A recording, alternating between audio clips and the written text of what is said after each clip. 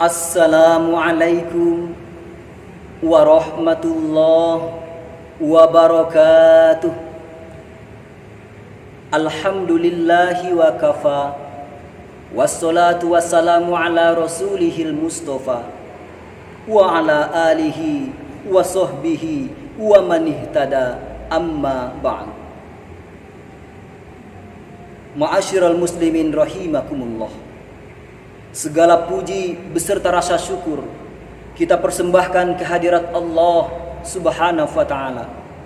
Salawat ma'assalam kepada baginda Nabiullah Muhammad sallallahu alaihi wasallam. Hadirin yang dirahmati Allah Subhanahu wa ta'ala. Judul dakwah Al-Quran yang saya sampaikan ini adalah meneguhkan toleransi dan moderasi beragama. Sebagai landasannya akan saya bacakan firman Allah Subhanahu wa ta'ala dalam surat Al-Hujurat ayat 13. A'udzu billahi minasy syaithanir rajim. Bismillahirrahmanirrahim.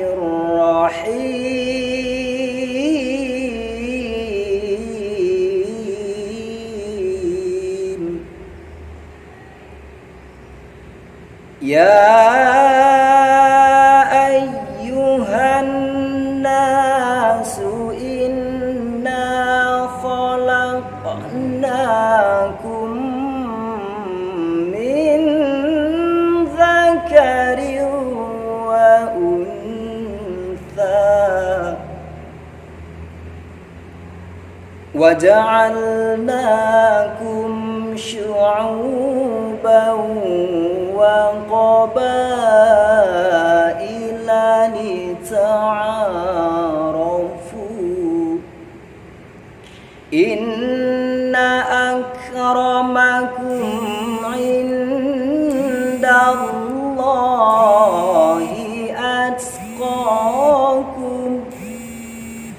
Innallaha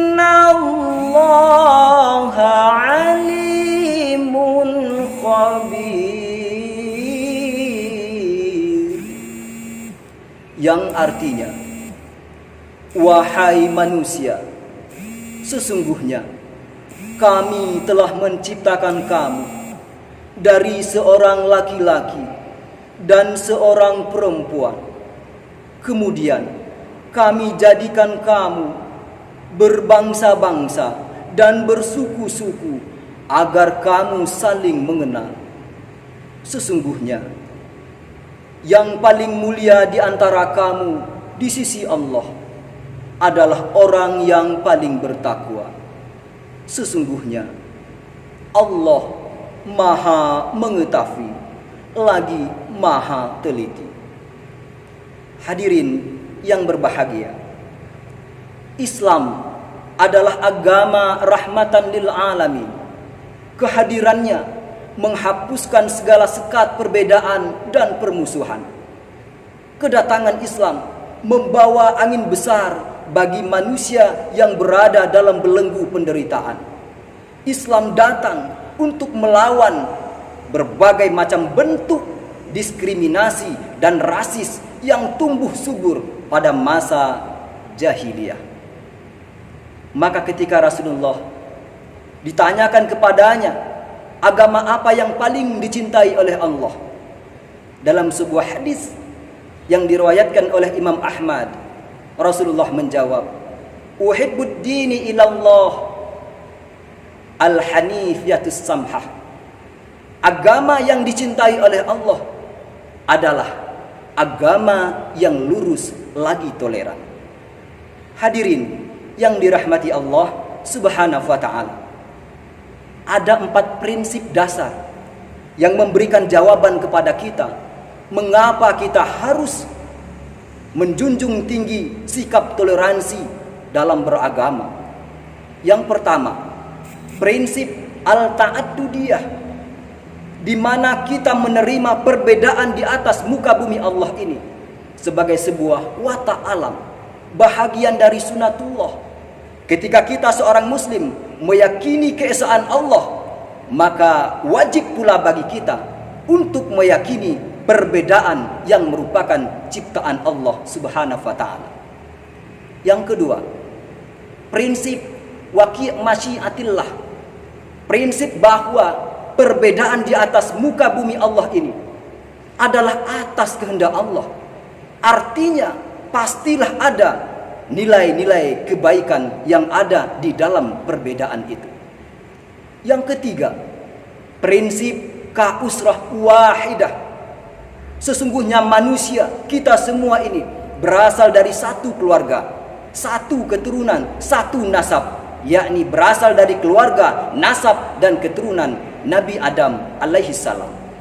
Dan yang terakhir, yang keempat, prinsip takrim al-insan li insaniyatih, bahwa kita manusia adalah makhluk tertinggi ciptaan Allah, dimuliakan, dilebihkan atas makhluk-makhluk yang lain.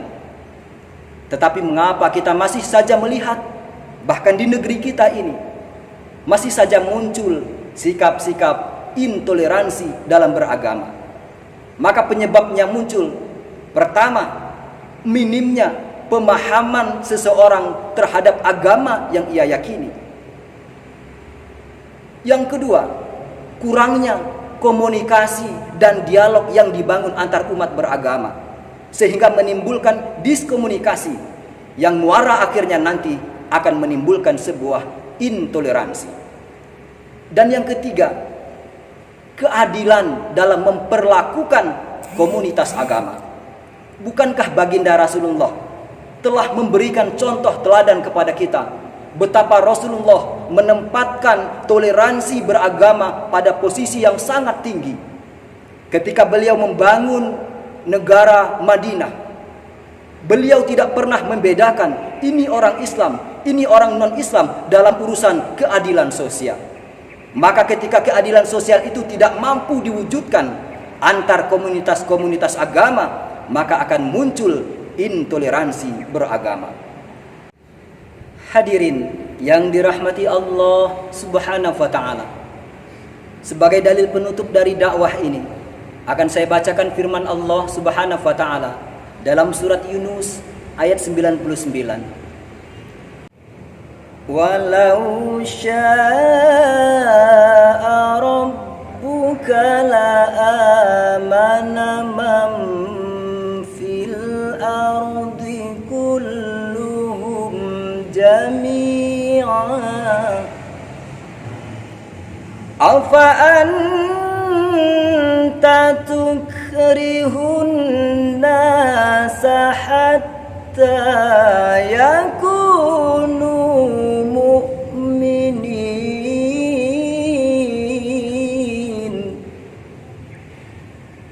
afa anta tukrihun nasa hatta yakunu mu'minin. Shadaqallahul azim. Artinya, dan jikalau Tuhanmu menghendaki, tentulah beriman semua orang yang di muka bumi seluruhnya. Maka apakah kamu hendak memaksa manusia supaya mereka menjadi orang-orang yang beriman semuanya? Hadirin yang dirahmati Allah, sebagai pesan penutup sekaligus kesimpulan dari dakwah ini, planet bumi yang kita huni saat ini hanya ada satu, yang didiami oleh seluruh manusia dengan beraneka ragam. Maka tentu tidak ada jalan lain untuk tegaknya perdamaian, terciptanya keamanan dan keharmonisan, kecuali dengan mengembangkan sikap toleransi.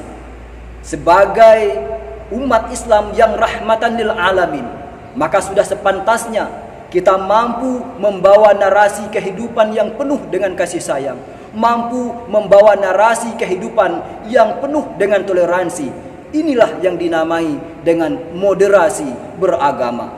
Mudah-mudahan dengan ikhtiar kita semua, negeri ini Allah jauhkan dari segala bala bencana, dan Allah jadikan negeri ini menjadi baldatun thayyibatun wa rabbun ghafur. Amin ya rabbal alamin. Demikian, semoga bermanfaat untuk kita semua. Wassalamualaikum warahmatullahi wabarakatuh.